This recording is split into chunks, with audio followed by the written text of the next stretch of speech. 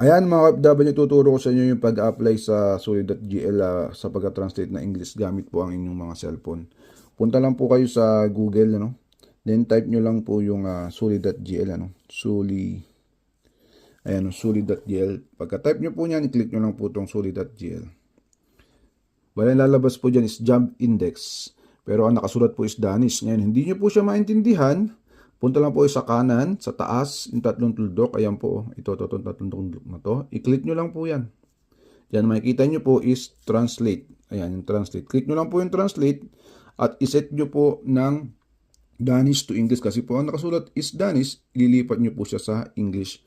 Kaya yan po ang kiklik nyo po para mag-English po siya. Automatically po, magiging English yan na nakasulat dyan. Tapos dyan po, makikita nyo lahat ng trabaho na need dito sa Greenland. Find jobs by category. Kagaya po ng shop and service, children and young people, fishing and factory, hotel and restaurant, crafts and construction, engineering, IT, office, arts and culture, management, public administration.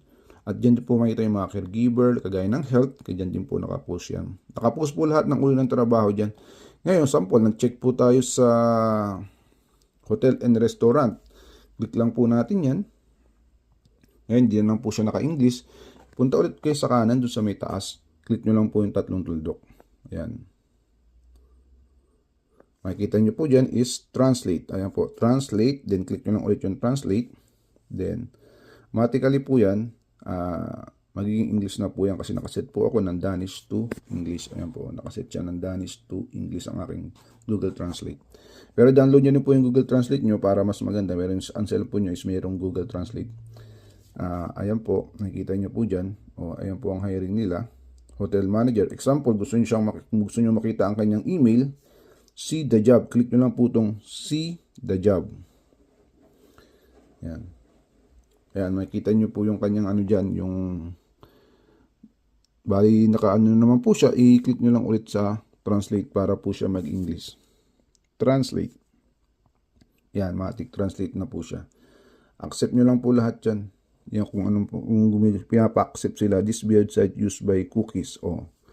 Accept nyo lang po yung allow cookies. Yan. Para makita nyo po yung kanyang position. Ayan po. Andyan po lahat yung kanyang impormasyon kung saan kayo magpapasa ng kanyang resume, ng CV, andyan po yan.